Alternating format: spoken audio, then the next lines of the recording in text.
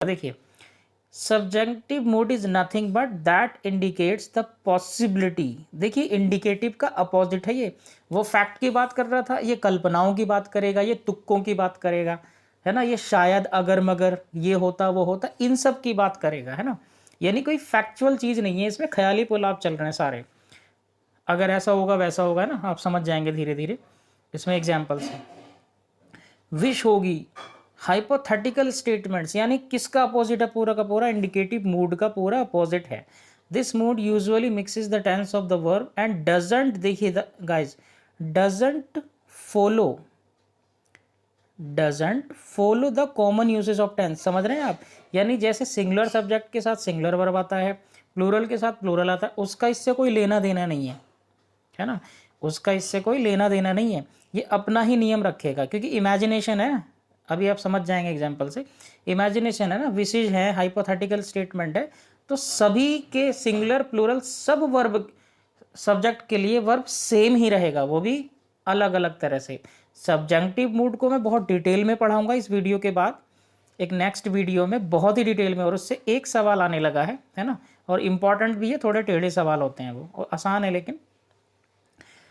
Conditionals generally use the subjective mood, है ना। देखिए, सब्जेक्टिव मूड कौन रखते हैं? कंडीशनल्स आपने पढ़े होंगे, इफ, वेदर, अनलेस, अनटिल, है ना, ये वाले होते हैं। तो इफ वाले जो कॉमन टाइप है इमेजिनेशन के, वो तो सब्जेक्टिव ही हैं, जो यहाँ पे मैंने मेंशन भी कर रखे हैं। एग्जाम्पल फर्स्ट देखते हैं। If you change this dress I will take you with me. देखिए, ये कंडीशनल है ना, ये कोई फैक्ट तो है नहीं, यानी कि इसका मूड कैसा है फिर, इस वर्ब का subjective mood. Next, if I were in your shoes I would not do it. देखिए गाइस, यहाँ पे चाहे कैसा भी सब्जेक्ट हो, वैसे तो आई के साथ वॉज आना चाहिए था, लेकिन ये सब्जेक्टिव मूड की वजह से, क्योंकि कल्पना को रिप्रेजेंट करेगा ना, इमेजिनेशन को, तो इमेजिनेशन को हम इसी स्ट्रक्चर से दर्शा सकते हैं, और इसी स्ट्रक्चर का नाम इन्होंने सब्जेक्टिव मूड रख रखा है। ये कह लीजिए सब्जेक्टिव ही यहाँ पे यूज होता है ना। ऐसे देखिए, वुड के साथ क्या है, फर्स्ट फॉर्म आएगा, तो जहाँ वुड होगा वहाँ भी फर्स्ट फॉर्म ही आएगा, है ना। तो ये जो बी का फॉर्म है किसी भी सब्जेक्ट के साथ वर, इफ के क्लोज में, वो इमेजिनेशन को पूरी तरह से शो करेगा, और वो सब्जेक्टिव मूड कहलाएगा।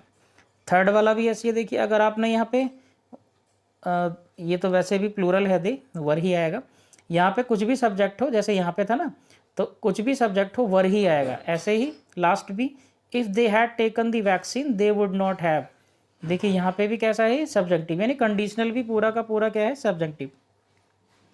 तो गाइस, ये तो बड़ी सिंपल सी चीज़ें थी, है ना। अब देखिए एग्जाम में कैसे पूछा जाता है। ऊपर तो आपने देख ही लिया है कि यहाँ पे हम वाज की वर की जगह अगर वॉज कर दें तो गलत हो जाएगा, अगर हम वर की बदले वॉज कर दें तो गलत हो जाएगा। इसलिए यहाँ पे क्या करना पड़ेगा, किसी भी सब्जेक्ट के साथ वर ही रहेगा। ये सारे के सारे सही सेंटेंस थे, लेकिन कुछ वर्ब्स हैं, है ना। सब्जेक्टिव मूड में अलग से पढ़ाने वाला हूँ। कुछ वर्ब्स हैं, जैसे सजेस्ट है, इंसिस्ट है, बहुत सारे हैं, है ना। अलग अलग एडजेक्टिव्स भी हैं, जैसे इम्पॉर्टेंट है, नेसेसरी है, और बहुत सारे हैं एडजेक्टिव, उसमें मैं क्लियर कर दूंगा।